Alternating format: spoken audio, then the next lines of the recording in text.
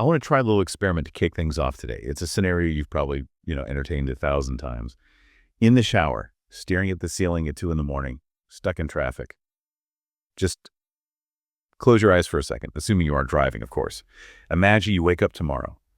Sun's hitting your face. Room is quiet. You stretch, reach for your phone, and check your bank account out of habit.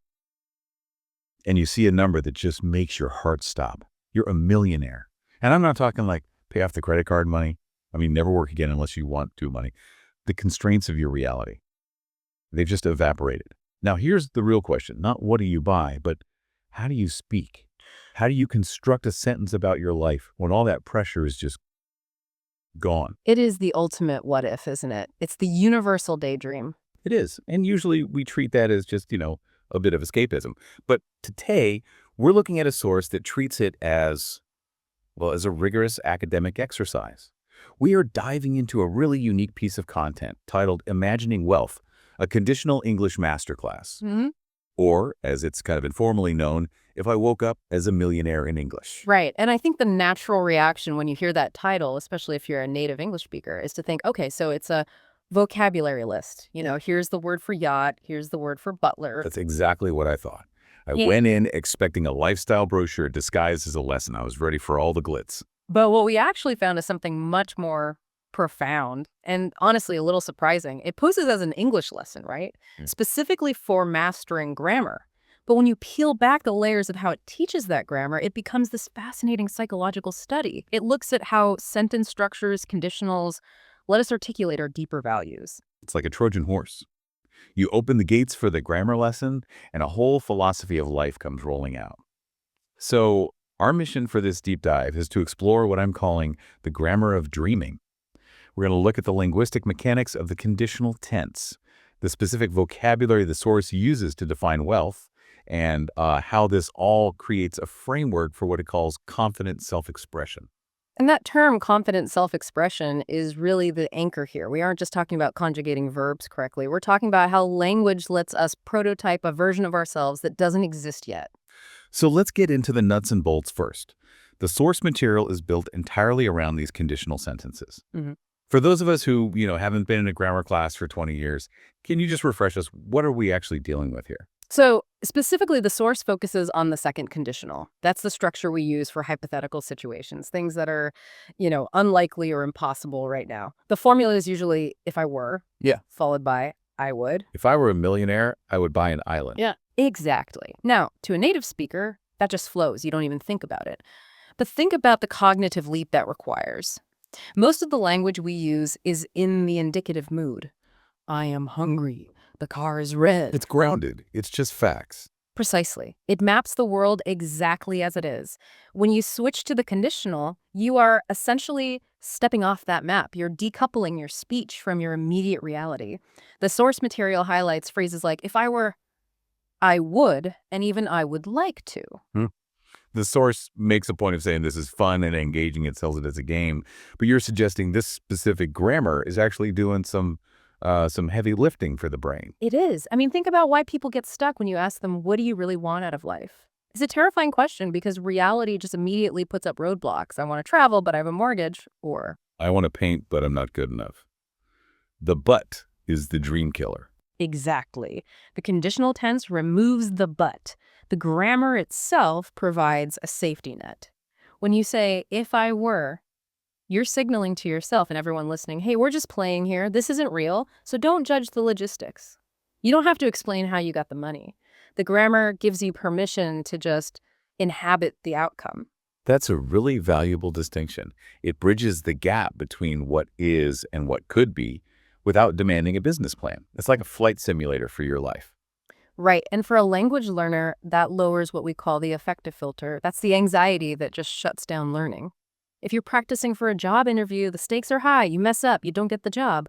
But if you're practicing a fantasy, the only consequence is your imaginary butler brings you tea instead of coffee. It keeps the cognitive load on the language, not the consequences. That makes total sense. Now, I want to pivot to the content of this fantasy, because this is where the source really threw me for a loop. How so? What were you expecting? Well, when we think of lottery fantasies, there's a cultural script, right? It's loud, chaotic, it's Wolf of Wall Street. Champagne, Ferraris, telling your boss off, it's manic. It's usually about excess, disruption, burning down your old life. Exactly. But this source, it paints a picture that is almost the polar opposite. The summary describes the scenario as waking up feeling calm, grateful, and confident. That stood out to me immediately. The emotional baseline isn't excitement, it's regulation. And look at the vocabulary list the source provides. It explicitly lists words like freedom, comfort, security, and success. It does not list luxury, diamonds, parties, or fame. It's fascinating, isn't it? The source is making a semantic argument here. Wealth equals the absence of stress, not the presence of things. It's defining wealth by subtraction, removing worry, rather than by addition. And there's this explicit rule in the description. This episode is not about showing off wealth. I just found that refreshing. And I think we need to connect this back to the delivery method mentioned in the source. It says the language is spoken slow, clear, and easy to follow. Now, on the surface, that's for the English student. You have to speak slowly for them to understand. But if you layer that over the psychological profile they're building. Oh, I see where you're going. High status people don't rush. Exactly. Who speaks fast? Anxious people, people who feel like they're about to be interrupted. Panic is fast, scarcity is frantic. But security is slow. Security has time, it breathes. By instructing the learner to speak in this slow, measured way, the source is implicitly teaching them the posture of wealth. You're not just learning the word security, you're enacting the physical sensation of it. That's such a cool insight. The masterclass is teaching you to sound wealthy, not by using big words, but by using a calm tempo. And that creates a feedback loop. This is what we call embodied cognition. You speak calmly, so you start to feel calm, you act the part, and the feelings follow. So we have this calm, secure foundation. Now let's look at what the source suggests we actually do with this life. It transitions from waking up to a section called talking about choices, freedom, and responsibility. And this is the shift from the self to the collective. And honestly, this is where the linguistic difficulty actually spikes. This is where the lesson gets hard. What do you mean? Well, look at the progression. I would buy a car is a simple transaction. Subject, verb, object. A child can say that. But the source focuses on how money could help others. It mentions vocabulary related to giving, learning, and growth. Right. It emphasizes future intentions. And to discuss those concepts, you need complex sentence structures. You can't just point. You have to explain abstract relationships. If I had the resources, I would establish a foundation so that local children could have better access to technology. You have to use connecting words. Cause and effect. You have to explain the why. Exactly. You need phrases like in order to, because of. The source calls these reflective and value-based expressions. It forces the learner to become a more nuanced thinker, really, because altruism is nuanced. That is really interesting. So in this curriculum, you literally can't be a selfish millionaire because the grammar is too simple. In a way, yes. If you only want to talk about buying stuff, you'll fail the advanced portion of the class. The source seems to imply that sophisticated language correlates with sophisticated values. To show off your English, you have to talk about responsibility. It's framing the dream life not by what you consume, but by what you contribute. And I wonder, do you think that helps the learning stick? From a cognitive science perspective, absolutely. Talking about values is much stickier for the brain than talking about objects. Why is that? Because values are tied to identity, to your self-concept. If you practice saying, I would help my parents retire, that connects to a deep emotional core. You're visualizing them, your love for them. You're more likely to remember that sentence structure because it matters to you. I would buy a toaster. It just doesn't have the same neural sticking power. That makes so much sense. It hooks the grammar right into your emotions. Makes it personal. Which brings us to the actual method here. We've talked about the content, but the activity itself is described as a reflective and imaginative monologue. Monologue is the key word there. Usually language learning is dialogue. Where's the library? Down the street. Exactly. Standard language learning is transactional. It's about navigating the external world.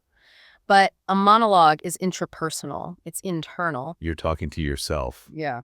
Or an imagined audience. You're holding the floor. And the source tells the listener to listen carefully, repeat the sentences, and then try describing your own dream life. This is a technique that's really closely related to scripting. Scripting. In psychology, it's where you mentally rehearse a scenario. So when you encounter it, you have the patterns ready. Athletes do this. They visualize the shot going in. But here, the source is using it for identity formation. So you're rehearsing the role of the person you want to be. And doing it out loud is crucial.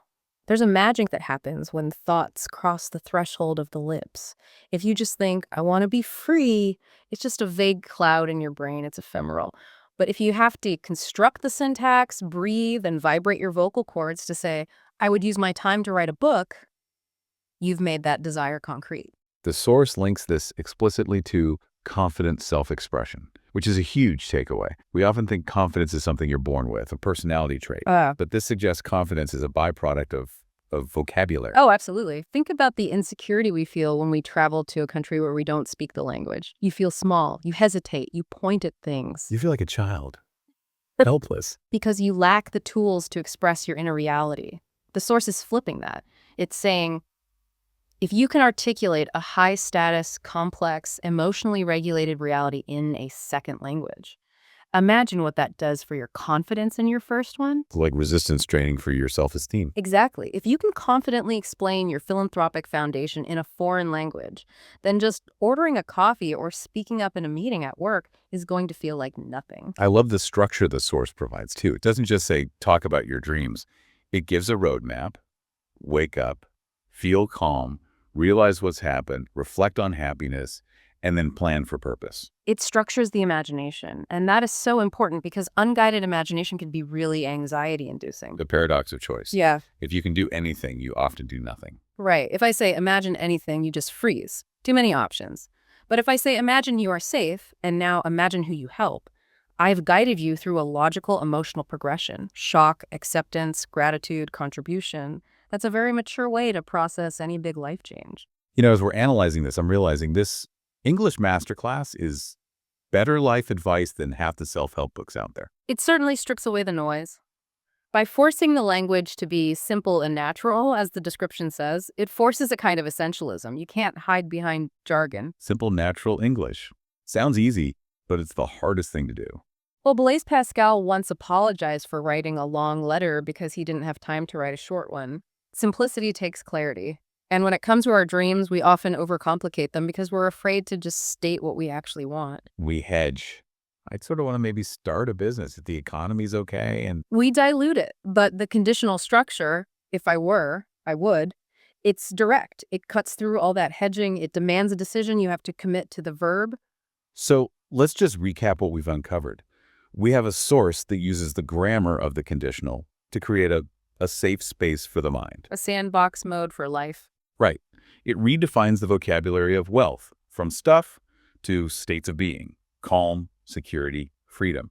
And it uses the act of a spoken monologue to help the learner script a more confident, value-driven identity. That's a solid summary. It's a holistic approach to language that acknowledges that we don't just speak words, we speak worlds. It makes me wonder about the people using this source. They're logging in to learn, past participles, but they're leaving with a blueprint for a good life. And that is the hidden power of language learning. You aren't just swapping one set of sounds for another, you're adopting a new cultural framework. In this case, a very specific, very positive worldview for the learner to step into. It reminds me of that research that says people feel like they have a slightly different personality when they speak a different language. The cultural frame switching effect. Yes, it's well documented. And here, the personality being taught is that of a calm, generous, articulate millionaire. Not a bad persona to try on for size. Not at all. I wouldn't mind trying that persona on myself right now. Go for it. Let's hear your conditional sentence. Okay, let me channel the slow, clear delivery. If I were a millionaire, I would probably still be doing this deep dive, honestly. But I would do it from a studio that has a much better coffee machine and maybe view of the ocean. See, comfort, not excess. You're following the rules perfectly. It's harder than it looks to avoid buying a jet. But seriously, it strikes me that the ultimate barrier for many people isn't the money, but the permission to even think about it. Yes. We censor our own dreams before they even fully form. We think, oh, that's not realistic, or I shouldn't want that. The conditional tense just suspends all that judgment. It's the linguistic equivalent of a sandbox. And in that play, the truth comes out.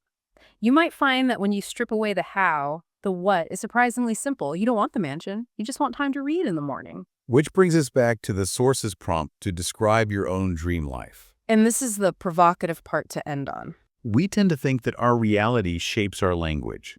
I see a chair, so I learned the word chair.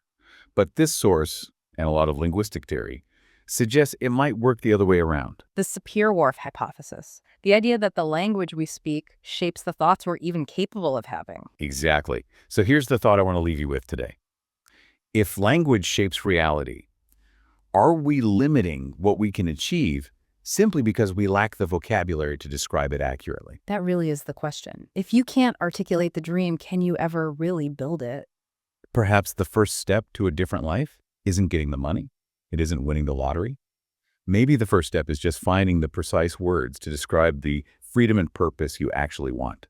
Because if you can't say it slowly, clearly, and confidently, you probably can't create it. And once you find those words, the rest is just grammar. Exactly. Thanks for diving in with us. Go find your words. We'll see you next time.